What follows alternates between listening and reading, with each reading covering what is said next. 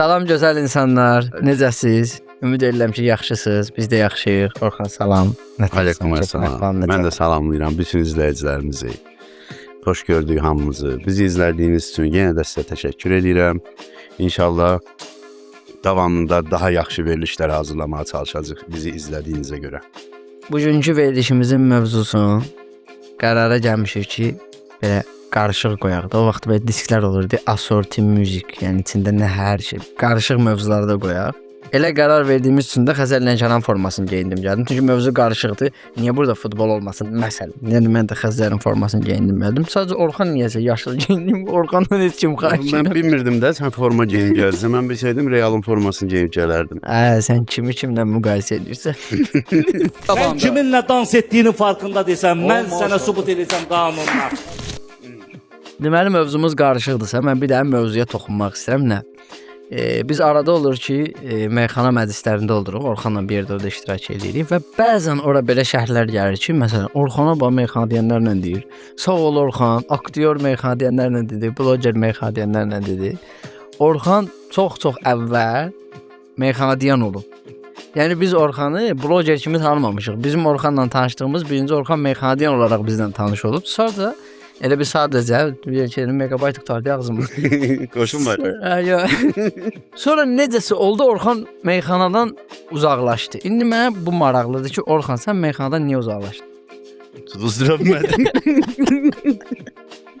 Mən Kərim düz deyir. Mən meyxana paylaşanda çox vaxtı olur da bəzi adamlar gəlir meyxana altına yazır ki, bu nə vaxtdan meyxana deyən oldu. Nə bilim, bu niyə meyxana deyil? Birincisi, elə yanaşmayın. Heç kimə elə yanaşmayın. Olsun, mən lap indi başlamışam meyxana deməyə və yaxud da ki, heç meyxana deməyə başlamamışam. Bacarığım var, bir məntdə mən deyirəm, niyə elə şərh yazasan ki? Meyxana ali irqi soruşurlar ki, bu niyə? Mən olmayım, başqa bir insan olsun da, niyə ona elə şərh yazasan ki, bu nə vaxtdan meyxana deyən oldu? İndi o suallara cavab verim. Sağ olsun ki, Kərim bu mövzunu açdı. Mən 2007-2008-ci illərdən başlamışam meyxana deməyə. 2013-cü ildə meyxana yarışmasında olmuşam. Kərimlə eyni kanalda yarışda olmuşuq. Mən 2013-də olmuşam, Kərim 2016-da. Eyni kanalda yarışmada olmuşuq. 2014-də mən meyxanadan bir dəfəlik uzaqlaşdım. Ciddi deyirəm, tutuzdura bilmədim.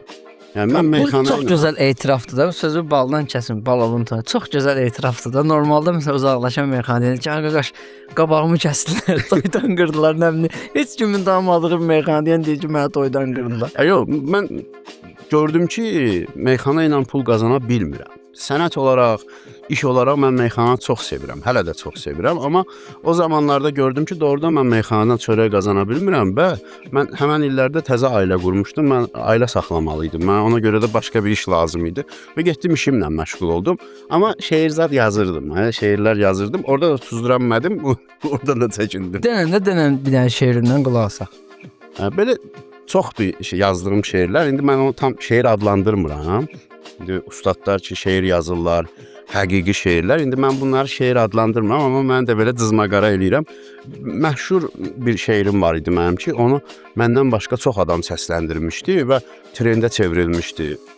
Kimi xoşu gəlirdi, götürüb səsləndirirdi, amma bilmirdilər ki, şeiri mən yazmışam. Denən qoy indi bilsinlər ki, sən yazmısan da, şeiri denən. Bir bənd şeir idi belə. Əslində çox idi, burası bir bəndi partlamışdı. Sən yenə qayıtsan, yenə sevərəm. Başqasını sevməyə həvəsim çatmır. Mən səndə sevgini hava bilmişəm. Sən çıxıb gedəndən nəfəsim çatmır. Gözəl, gözəl. Bu çox partlamışdı. Tren Onun üstünə olmuşdu. bilən Nəriman Axundzadədən də mən bilən bənd deyim. Bizim dəyərli ustadımız, Allah can sağlığı versin, deyir, fikir ver hökmünə sən misalların, deyir su quyunun dibində olur. Hayf ki, ürəyi bəzi qızların başqa oğlanların cibində olur. Ustadımız Nəriman Axundzadənin tələbəlik şeiridir, tam tapıb oxuya bilərsiniz, möhtəşəm şeydir. Orxan harda qalmışdıq ki, Orxan meyxana atıb, yəni insan meyxana atıb biraz belə etik səslənmir, meyxana ilə yollarını ayırıb, amma bu onun meyxana bazarlığının yoxa çıxdığı anlamına gəlmir. Yəni bu bazarlıq yoxa çıxmır. İnsanlar deyir. Deməli meyxana bazarlığı yoxa çıxmır da. Yəni 20 ildə meyxana deməsən, yenə o sevda, o sənin içində olur. Biraz ola bilsin, məsələn, sürətin azalar, biraz şey olar, amma o sən deyirsən, bayaq yarış, 2013-də yarış, 2016-cı ildə mən o yarışda oldum. O vaxt elə bil təzə başladım addımlamağa. Belə 2011-ci ildən həvəskar şəkildə meyxana deyirəm. Deyirdim özüm üçün stolsu. 2016-da artıq bunu bəlli bir yerə daşımaq qərarına gəldim və 2016-cı ildə belə ikonik hadisələr başladı başıma gəlməyə. Deməli dueldən çıxmışam Orxan, and ol Allaha. Dueldən çıxmışam, gəlmişəm evə səhər saat 5-də, elə bir getdim dostlarımla falan oturdum. Səhər saat 5-də gəldim evə, yatdım. Səhər saat 8-də gördüm ki, telefonuma zəng gəlir. Bir dənə belə xarici nömrədən zəng gəlir. Götürdüm, salam əleykum, Kərim, necəsən, mən balam. Danışanda görüm ki, məndən yaşda böyük bir dayıdır. Bəs mən səni Krasnoyarskdan narahat edirəm. Nəsə adım Ədalətdir. İndi adları burada şərti deyirəm. Adlar şərtidir. Yəni gedib həmin adamları axtarmayın. Adım Ədalətdir. Biz dünənləri gecə sənin duelvə baxırdıq. Özüm əlimdə telefon qoymadım sən uduzasan. SMS dalıcan vurdum. Sənə qalib elədim. Biz Ədalət dayın, sən həmişə qulluğundadır, narahat olma. Bizim də nə məclisimiz olsa sənə şey edir. Səhər saat 8. Və yuxuluydum, ayıldım. Niyə ayıldım? Mənə ancaq Azərsellə səs vurmaq olurdu. O Krasnoyarskdan mənə necə səs vurmuşdu, bilmirəm. İkinci məsələ o idi ki, mən o dueli uduzmuşdum. O dayı gecə kimə baxmışdı, onu da bilmirik. Yəni nə qədər səmimidir, səhv adama zəng vurub, necəsə olub, bəlkə Azərbaycana pul göndərib kimsə səs vurub, anladıblar ki, Kərim udub. İndi elə bilir ki, udmuşam. Yəni mən uduzmuşdum, gəlmişəm evə bir nəfər deyir ki, gördüm, qoymadım səni uduzmağa. Özümdə şübhədə qalmışdım. Meyxanada başımıza o qədər hadisə gəlir ki, o qədər. Keçən səfər bir nəfər yığıb məni, müsəlman keçən səfər bir 3 il zat qabaq. Yığıb mənə deyir ki, salam əleykum, salam. Bəs sən falan yerə toya istəyirəm, mən gözəl. Bəs necə olacaq? Deyirəm ki, falan qədər də. Belə yox, pul nə deyir? Deyirəm ki, yaxşı nə təsir edir? Yəni mənə bir arqument ver. Məsələn, elə bir sağlam arqument ver ki, mən sənin dediyindən razılaşım. Belə gələcəksən, yeməyindir, qalmağa yerindir, mən həll eləyəcəm. Belə, mən özü elə belə toy eləmirəm, mən kola da verirəm. Qaldım ki, yəni qardaşım, nətər eləyim, yəni sən ürəyini necə istir eləyə, sənə qurban olum. Deyirəm, elə belə toy eləmirəm, kola da verirəm. Doğru, meyxana məclislərində adamın başına çox işlər gəlir. Səndə daha çoxdur, sən daha çox meyxana məclislərində olmuşsan. Mən səndən çox olmuşam. Bəli? Mən səndən çox olmuşam. O meyxanalar videoya çəkirək, kamera çəkən. O daha çox məclislərdə oldu. O gedən kimi deyirlər ki, mənim kupletlərim ayrı kəs at. Maraqlı hadisələr olur meyxana məclislərində. Əslində elə hadisələr var ki, onları danışa bilmirik. Onlar danışmaq olar. Çox gülməli hadisələr baş verir, onları burada danışa bilmirik. Amma sən biri mənə danışmışdın. Bilən indi danışacağam, yüngül danışmaq olur biraz da elə bil. Burada da adlar şərtidir, əziz dostlar. Gedib o adları axtarmayın. Mənim olduğum məclislərə baxıb orada adları axtarmayın. Meyxana deyilən adı şərtidir. Deməli bir dəfə toydayam mən, Kamran Kubinka, bir də Pərviz Arif. Bunlar dəqiq oradaydılar. Bu adlar şərtidir. Bu şərtidir. Bu meyxana deyilən oradaydı və başqa meyxanaçılar da vardı. Biz normal toydur rayonlarımızın birində. Gözəl də qarşılayırlar, qəşəng belə qonaq eləyiblər. Bizim meyxana deyirik, tərif kafesidir. Bir nəfər gəldi, Kamran Kubinkaya yaxınlaşdı. Bir 60 yaşında bir dayı bir Kamran Kubinkaya yaxınlaşdı. İndi səsdən mən eşitmirəm Kamranla nə danışır. Əliyyə qulaq as, olmuş hadisədir. Kamran nəsə danışır, gördüm ki, Kamrana nəsə dedi. Kamranın kefi pozuldu da, elə bir rəngi ruhu dəyişdi. Belə baxıb mən tanıyıram da Kamranı. Çağırdım ki, əmi gəl mənə dinən də. İndi vəziyyət elədi ki, bu belə ehtiramsızlıqdır da. Mən dura bilmirəm yerimdən. Dedim ki, əmi gəl mənə dinən. Gəldi, yaxınlaşdı, əlin qoydu boynuma. Bir dənə də belə 10 manat vardı, atdı sola ki, sən dayın, mənə deyirdi, özün göstər ki, sənin dayın o vaxtı bəyin anası ilə sevgili idi. Mənə vermədilər, verdilər falan kəsə, bəyin atasını göstərir. Mən də belə baxıram, beynim məlumatı almağa çalışır ki, mən həqiqətən bu sözləri eşidirəm, yoxsa yox, hə, verdilər deyir ona, bir dənə deyin, nə bilim, nəsə şərti bir dənə ad deyək də, Aynurə Nakam sevgi. Baxıram ki, ad şərti deyirəm də, yəni Jessica Nakam sevgi. Belə baxıram ki, əmi, yəni sən nə demək istəyirsən ki, biz bəyin anasından meyxana deyə belə, hə, nə qədər pul lazımdır yenə verəcəm. Dedim aslında Allah çıx gedib bizim indi tikəmizi qulağımız boyda eləyəcəklər. Təsəvvür et bəyin də bir 30 yaşı var, mənim onda bir 23-24 yaşım vardı. Bəyin 30 yaşı var, oturub orada bir dayının sevgisi yadına düşüb. Sonra biraz maraqlandıq ki, nəsə qonşuymuş, biraz belə ağlı başında olan adam dövmüş, amma yenə də şübhəli qaldı o hadisə bizə ki, bu nətər ola Mən bilər. belə hadisə yox. Amma belə şahidi olduğum maraqlı bir şey oldu toyda. Allah rəhmət eləsin Aydın Xırdalanlıya. Mən Aydın Xırdalanlı ilə ilk dəfə məclisə düşmüşəm. Uşağam, 17-16 yaşım var belə. Sarayda bir toy axşamındayıq. Və Aydın Xırdalanlı ilə bir məclisdə olmaq da o yaşda bir cavan uşaq üçün çox böyük bir şeydir də. Biz həyəcanlı gözləyirik ki, Aydın gələcək, biz də ondan meyxana deyəcəyik. Hamı gəlir meyxanaçılar. Bir də Aydın gecikir. Aydın gəldi, yerinə çatdı belə keçirdi ki, yerinə otursun. Bəyin qardaşı gəldi, tez-tez belə qayıtdı ki, Aydın qurban, elə ki bu toy yadda qalan olsun da. Aydın da qayıtdı ki, yadında saxlayarsa qalar da yadda. Mən özdə bir də nə şey eləmək istəyirəm, demək istəyirəm. Aydının o şeylərində bir səndə var idi. Heç kaprizi yox idi meyxana deyən olaraq. Yəni məsələn indi elə meyxana deyən var ki, 3 dənə toya gedir, 4-cü toyda artıq başlayır belə özün qəribə aparmağa, təzə gördüyü uşaqla ki, ay qaş mən onunla nə deyim? Aydın 15 yaşında uşaqla. Bilsən hansı toy yadıma düşür? Cahangeş çox cavandır. 18-19 yaşı var. Aydının da qılıncının dalı qabağı kəsən vaxtı Cahangeşlə təkbətək deyir. O bizən nə boyda hadisədir. Cahangeş də özdə Aydın Cahangeşin kumiridir də. Yəni Cahangeşin ən sevdiyi meyxana deyən Aydındır. O orada ondan təkbətək meydan bölüşür. Həyat yaşagina, bacar şəxsiyyət, həyat yaşagina, bacar şəxsiyyət, başqırılan yaşagina, başqırılan yaşagina. Yəni belə meyxana deyənlər tək-tük gəlirlər. Belə Əslində, insanlar tək-tük gəlir, təkəbbür qəti yox idi o adamda. Başlayanda demişdik ki, mövzumuz qarışıq olacaq. Bura qədər hələ meyxanadan danışırıq. Amma meyxananın qarışıq yerlərindən Həm danışırıq. meyxana elə mövzudur ki, əsgərlik kimi açıldısa, bağlamaq olmur da söhbət. Uzun-uzun danışa bilərik bu haqqda. Ya saatlarla oturub meyxana haqqında söhbət edə bilərik, amma mövzunu dəyişək. Meyxanaçı olmasaydın, hansı sənət sahibi olardın? Məsələn, hansı sənət kimi görürsən özünü? Biri var istəyin. Məsələn, mən meyxanaçı olmasaydım, filan sənətin sahibi olardım. Bu başqadır. Biri var ki, özünü görmək. Bilirsən nə olmaq istəyərdim? Arzum həmişə futbolçu olmaq olub, alınmayıb. Bunu keçdik, olmayacaq. Amma o heç oranı keçdi. Futbolçu olmaq istədiyim, ola bilmədiyim həmin ərəfələrdə də həmişə baş məşqçi olmaq istəmişəm. Yəni futbol oynayırdım ha. Məsələn gedirdim, idmana gedirdim, məşqə gedirdim, komandada oynayırdım. O paraleldə belə fikirləşirdim ki, nə vaxt məsələn çataram 35 yaşa və baş məşqçi olaram. Məsələn indi 32 yaşa çatmışam, heç o işıq görsənmir ki, baş məşqçi olaram. Onu keç. Nə olardım? Yox. Nə görürsən? Bax məsələn, meyxanaçı olmasaydım özümü bu sənətdə görürəm. Hansı sənətdə görürəm? Hansı sənətdə görürsən məsələn? Peşə də ola bilər, sənət də ola bilər. Nə bilim, bilmirəm ki. O bir dəfə sual verdilər mənə. İkinci dəfə həyata gəlsəydim meyxanaçı olardın. Deyirəm ki, bu elə ikinci gəlişimdir də. Qayıtdı ki, bəs birinci gəlişində nə olub? Dedim, birinci gəlişində bu suala hə cavabı vermişdim. Gəlsəydi. Anam, yaxşı məni keçirsən nə olardın? Belə elə bir internet vizadı alsaydıq əlindən o vaxtı.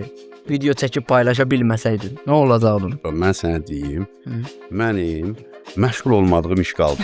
Mən bütün işlərlə məşğul olmuşam. Bax, mən ustada işləmişəm, hörgü hörmüşəm, suvaq vurmuşam, fəhlə işləmişəm ustanın yanında, sürücü işləmişəm, ekspert işləmişəm, mağazada satıcı işləmişəm, mağaza işlətmişəm. Bütün sahələrdə özümü yoxlamışam. Maşallah. Yəni bu günlər mən məsələn yenə də bu sahə ilə məşğul olmasam, yenə hər hansısa biri ilə məşğul ola bilər. Mən əslində otel işlətməsi turizm fakültəsini bitirmişəm. Düzdür, artıq yadımda qalmayıb heç nə.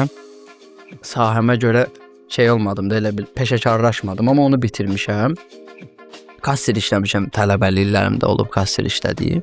Hal-hazırda da ssenarist redaktor olaraq çalışıram. Fikirləşirəm ki, əgər həyatıma meyxana daxil olmasaydı, ssenaristliklə daha belə yaxından, daha belə geniş formada məşğul olar. Meyxanadan olmasaydın ssenarist ola bilməyəcəkdin. Yaradıcı qabiliyyətin meyxanaya dəxli yoxdur. O qədər ssenarist var ki, Sən ssenarist deyil. meyxanada.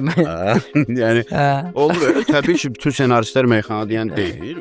Amma bütün meyxanadanlar Bütün meyxanadan ssenaristdir də dərd odur. bütün meyxanadanlar ssenarist. Ona görə Bilmirəm, çox şeydir. O bilsən necə bir də şeydir. Orxan gərək həmin situasiyaya düşəsən. İndi bilmək olmur da sən o situasiyaya düşəndə necə olur. O tələb təklif yaradır. Sənin əlindən bir şey alırlar, ondan sonra sən başlayırsan əlavə şeylər dəyərləndirməyə ki, məsələn mən bunu nətər eləyə bilərəm, o birini nətər eləyə bilərəm.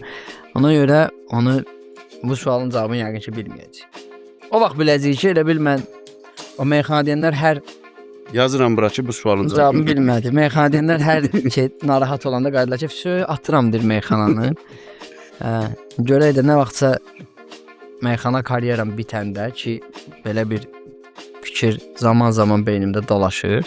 Ondan sonra biləcəm ki, mən meyxanasız nə olar. Amma bu illaki bitməlidir də, yəni 50 yaşımda, 60 yaşımda meyxana deməyi planlamıram. Bu arada sizə mühüm bir məlumat vermək istəyirəm. Bizim verilişin baş sponsoru Okean Su Filtridir. Bizim verilişin ümumiyyətlə sponsoru Okean Su Filtridir.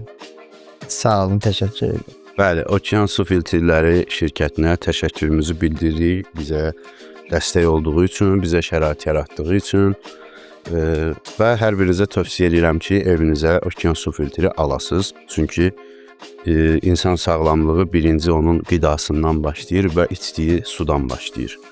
Ona görə də suyumuz təmiz olsa, canımız sağlam olacaq. Doğrudan da suyun təmiz olması çox önəmlidir. Uşaq vaxtı deyirdilər krantdan su içmə. İndi uşaq vaxtı adamın biraz immuniteti də daha indikindən daha yaxşı olur. Belə yıxıla-yıxıla böyüyürsən. Amma o suyun tərkibində Allah bilir nə var. Nə qədər təmizlənsə belə borular falan var da. Binaya qalxan boru var. Onun bəlkə bir 20 yaşı var. Yəni mütləq ki filtr lazımdır da yəni. Nəyinsə eləyin, suyu təmiz için. Su sağlamlıq mənbəyidir, gözəl insanlar. Reklamlar bitdi. İndi mən sizə Aikido'nun sirlərini açıqlayacağam. Əslində bugünkü verilişimizi biz buna planlamışdıq ki, Aikido. Ay Orxan, bu hekayədə nə oldu? Mən bayaqdan nə sıxıram ki, sən bir hekayədən zaten danışasan. Sənin hekayən olmasa veriliş batırıq. Danışacaq. Hekayəm var, elə şey olar mənim. Hekayəm var, bizim proyektimiz idi. Mənim hər veriliş bir dənə hekayə özümə söz vermişəm. Hə, dəsmalları çıxardın dostlar. Deməli, iki gənc bir-birini dəli kimi çox sevirlər. Dəhşətli dərəcədə çox sevirlər bir-birlərini. Biraz zaman keçir, evlənməyə qərar verirlər. Oğlan qıza deyir ki, evlənək, amma mən xaricə getməliyəm 5 illik və bu vacibdir. 5 il burada olmayacam. Ona görə də gərək gedib gəlib sonra evlənək. Amma mən səni 5 ildə gözlətmək istəmirəm də. Çünki ola bilər ki, bir ildən sonra sən artıq məni istəməyəsən və yaxud da bir ildən sonra mən səni istəməyəm. Ya da hər ikimiz bir-birimizi istəməyək. Çünki zaman az zaman deyil. 5 il müddəti çox uzun bir zamandır. Qız deyir ki, mən səni ömrümün sonuna qədər sevəcəm. Oğlan deyir ki, indi belə deyirsən də, yəni indi mən də belə düşünürəm. Amma bir ildən sonra belə olacaqmı bilmirik. Qız yenə də əl çəkmir, deyir ki, yox, mən səni gözləyəcəm. 5 ildə olsa, 10 ildə olsa, sən gələnə qədər səni gözləyəcəm. Oğlan deyir ki, yox da, belə olmaz. Bəlkə mənim sənə sevgim azalacaq, sevgim bitəcək. Bir ildən sonra heç yadıma düşməyəcəksən. Sonra mənə deməyəcəksənmi, bəs bunu mənə əvvəldən deyərdin. Ona görə sənə əvvəldən deyirəm, məni gözləmə. Qız əl çəkmir yenə, oğlan deyir ki, yaxşı, onda gəl belə eləyək. Mən gedirəm, bir ilin tamamında sənə bir buket gül göndərəcəm. Bu gülü sayarsan, əgər 100 dənə olsa, deməli mən səni hələ də sevirəm, mənim yolumu gözlə, gəlib səndən evlənəcəm. Yox, gül 99 dənə olsa, bil ki, mən daha səni sevmirəm, mənim yolumu gözləmə. Qız razılaşır, oğlan gedir, beləcə zaman keçir, bir il tamam olur, oğlan söz verdiyi buketi göndərir, qız həyəcanla açır, gülləri sayır, görür 99 dənədir. deyir bəlkə həyəcandan səhv saymışam. Biz də başlayır saymağa. Biz də sayır, görür 99 dənədir. Ətrafındakılara saydırır, görür ki, yox, 99 dənədir. Orada ümidsizliyə qapılır ki, artıq bu məni sevmir, dediyi kimidir 99 dənədir, daha bu məni unudub. Qız ağlayır, depressiyaya düşür.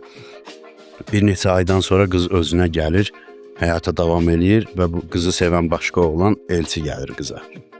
Qız qəbul eləyir, oğlanla evlənir. 5 il tamam olur, qızın sevdiyi oğlan qayıdır, gəlir. Gələn gün başlayır qızı axtarmağa, gedir, tapır qızı, görür ki, qız evlənib. Baxır, məyus olur, qayıtmaq istəyir. Sonra sönür, deyir ki, olar sənə bir sual verim, sonra gedim. Qız deyir, buyur. Deyir, məni nə vaxt unuttun? Qız baxır, deyir ki, sən mənə ələ salırsan. Sən mənə deməmişdin ki, gül 99 olsa, bil ki, mən səni unutmuşam, həyatıma davam elə. Sən mənə 99 dənə gül göndərmişdin. Oğlan deyir ki, bəs niyə o gülün içindəki kağızı açıb oxumamısan? Qız həyəcanla qaçır evə, o gülü 5 ildir saxlayır. Qaçır evə, gedir, gülün içindən götürür məktubu. Görür, məktubda yazılıb ki, mən sənə ömrümün axırına qədər sevəcəm. Sənə 99 dənə gül göndərirəm. 100-cü gülsə, dünyanın ən gözəl gülü, ən tərabətli gülü olan sənsən.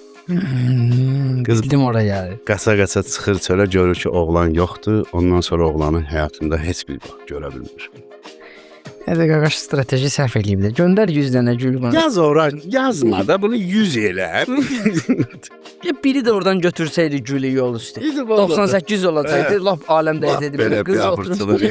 Bunu yaz, bunu 100 göndər. Birini də kağıza yazıb, sən mənə. Bəs də, kino çəkmir. Taraq bu gül göndərmə söhbətini. Taraq yekunlaşdıraq bu gül göndərmə söhbətini. Bir dənə də hekayə mən sənə danışım. Buyur qardaşım. Mən tarixdə bir dənə Hatəm Tayi deyə bir adam olub. Çox səxavətli olub. Həddən artıq səxavəti ilə məşhur olub və əgər yanılmıramsa, səhv eləmirəmsə, İslam dinindən, yəni İslam dinindən də qabaq yaşayıb. Müsəlman olmayıb, amma çox səxavətli adam olub. Karvanların keçəcəyi yoldan 4 yollarda evlər tikdirilmiş ki, məsələn, keçənlər orada gəlib gəzəliyə bilsin. Bir gün bu bir çobanın evində qonaq olub və çoban ona indi öz belə yeməyindən belə ət gətirib qoyub da qabağına. Qoyun əti qoyub qabağına. Yeyəndə xoşuna gəldi. Deyib, bu nə qəşəngdir, mən bundan yenə istəyirəm. Gedib bir dənə də gətirib çoban. Deyib, bundan bir dənə də istəyirəm, deyib, bir dənə də gətirib çoban. Belə bir 20 dənə yeyib ondan. Deyib ki, yenə istəyirəm. Çoban deyib ki, bəs bitdi də, şey eləyə bilmirəm də. Çıxanda çölə görüb ki, həyət qan gölüdür. Deyib ki, niyə belədir? Deyib, sizin istədiyiniz şey hər qoyunda bir dənə idi. Mən də qoyunlarımın hamısını kəsdim də, 20 dənə qoyunum vardı. Kəsdim, gətirdim, sizə ondan verdim ki, təki sizin kimi gözəl insanı yaxşı belə ayarlaya bilim. Nəsə, bu çıxıb gedir, deyir ki, sənə bir həftədən sonra öz malikanəmdə qonaq gözləyirəm də, hökman gəl. Yanındakı köməkçilərinə tapşırır ki, o çobanı korluq çəkdirmirsiniz. Onu qızıl xalça ilə qarşılayırıq. Onun ayağının altında belə naz neymətdə. Bir həftə keçir, çoban gəlir bu Hatəm Tayinin evinə. Onun ayağının altında bir 500 dənə qoyun kəsirlər. Bunu necə lazımdır qarşılayırlar.